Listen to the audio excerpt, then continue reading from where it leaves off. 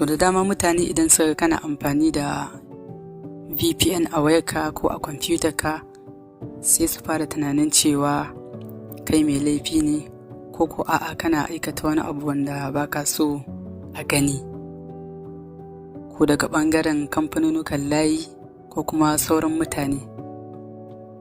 To abin da VPN yake nufi shine Virtual Private Network.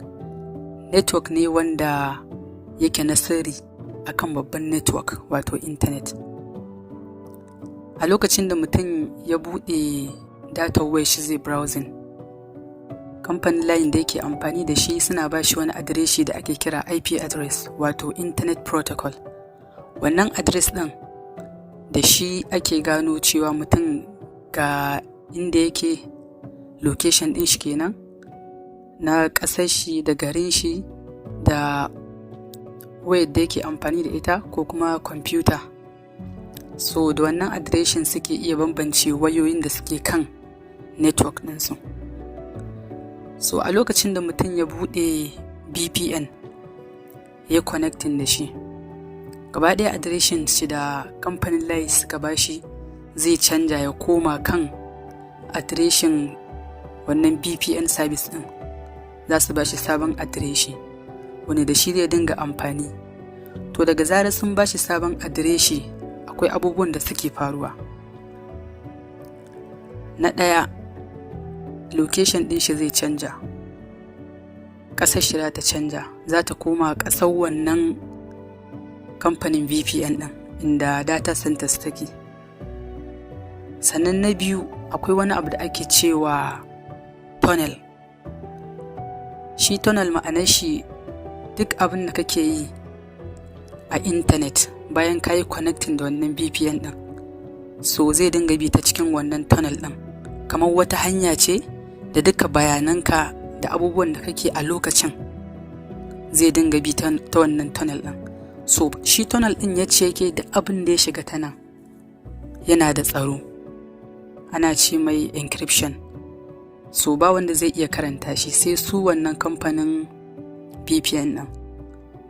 So haka yana nufin cewa idan kai connecting, bayananka suka fara bi ta wannan tunnel ɗin, hatta kamfanin layin da kake amfani da shi ba za su iya ganin cewa me kake yi ba, kuma adireshin ka zai canja.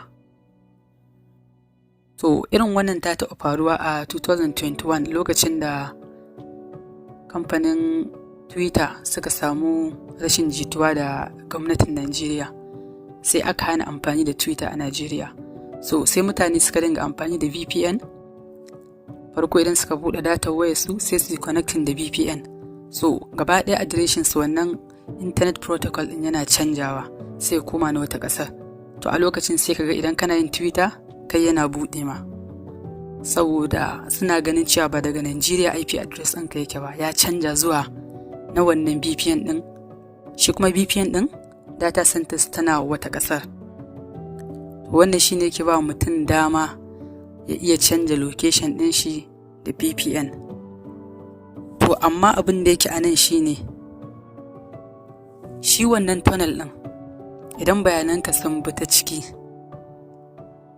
kamfanonukan layi ba sa iya ganin me kake yi, amma su wannan kamfanin VPN ɗin suna ganin me yake faruwa. Suna ganin IP address ɗinka na asali, sannan suna ganin me kake yi kuma a intanet.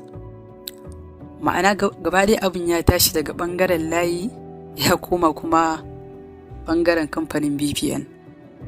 So VPN kala biyu ne, akwai wanda yake free kyauta ne, akwai wanda yake kuma paid na kuɗi ne, za ka biya wasu kuɗi sannan za su baka dama kai amfani da shi. Kowanne akwai abin da yake bayarwa. Kamar misali ɓangaren wanda yake kyauta zai baka dama kai duk abin da kake so, kai connecting, ka canja ƙasar da kake so daga wannan zuwa wannan, kuma wannan location ɗin naka zai canja. Za ka yi amfani da tunnel ɗinsu, duka bayanan ka bi ta cikin tunnel, sannan ba wanda zai iya karantawa. To amma matsalar shi yana ajiye wani abu da ake ce mai log files. Su wa'annan log files ɗin bayananka ne gaba ɗaya na intanet, abubuwan da kake yi a intanet a lokacin na browsing da website ɗin da ka shiga da adadin daɗewar da kake da me duka dai wannan bayanan suke tarawa su ajiye shi a file wanda ake kiran shi log file. So wannan log file ɗin duk wani kamfanin VPN da yake ba da service ɗinsu kyauta na VPN kenan wanda ba na biya ba suna siyar da wannan log file ɗin. Abin tabbayawa suke siyarwa, wasu suna siyarwa kamfanonuwa, ana siyarwa hackers, ana siyarwa gwamnati. Sannan akwai VPNs ɗin da kuma dama already gwamnati ce take haɗa shi domin a kama mai laifi, saboda an yadda cewa duk wanda zai amfani da VPN akwai abin da baya so a sani, so sai su gina shi su bayar da shi kyauta, sai mutane su dinga amfani da shi a haka su tace wannan log file ɗin har su gane asalin wanda suke nema. Sannan kuma wani business ne dama, kawai za su buɗe VPN sai kun yi connecting suna tara wannan log files ɗin sai su siya, akwai wanda suke siya. Akwai kuma VPN wanda yake na kuɗi ne, shi suna gaya wa mutane cewa ba sa ajiye log files saboda ana biyan su kuɗi. To amma abin da yake a nan shine sanda za su sayar da log file ɗin ba wanda ya sani. Sannan VPN ba wai yana mai da kai kamar anonymous bane a internet, ma'ana a ce ba a san kai kowaye ba. A'a, an san kowaye, ba a dai sanin me kake aikatawa zuwa wani limit. Su wannan masu kamfanin VPN din sun sani, sun san me kake yi, sun san ko kai waye, kuma sun san da ina ka shiga. Akwai abubuwan da mutum ya kamata ya sani kafin ya yi amfani da VPN. Na farko, VPN baya sawa ka zamo anonymous 100%, a ce ba a san ka ba kuma ba a ganin me kake yi. Wannan ba haka bane ba. Kamfanin da suka bayar, kamar yadda na faɗa a baya, kamfanin da suka ba da VPN din sun san me kake yi, kuma sun san da ina ka shiga, sun ajiye bayanai masu yawa a kanka wanda za su yi amfani da shi wajen framing ɗinka ko kuma a siyar da shi a zuwa wanda daga baya abin zai zo yana hunting ɗinka. Sannan akwai ƙasashen da gwamnatinsu take ba da kawai takarda da a ba da log files ɗin VPNs daga court order direct, kuma ana bayar da su. Shi yasa abin da mutum ya kamata ya yi idan zai amfani da VPN ya zama ya yi bincike akan kamfanin. Shin wannan kamfanin a wace ƙasa yake? Saboda akwai ƙasashen da gwamnatinsu direct take karɓar log files, akwai kuma ƙasashen da suna da doka ba a bayar da wannan log files ɗin.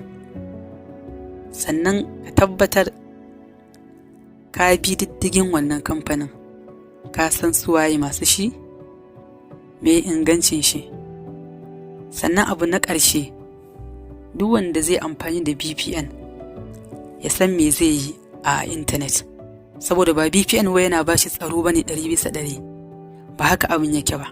Duk abin da kake yi ko da VPN ana ganin ka, sannan za a iya tracing ɗinka kuma a kama ka. Allah ya kiyaye.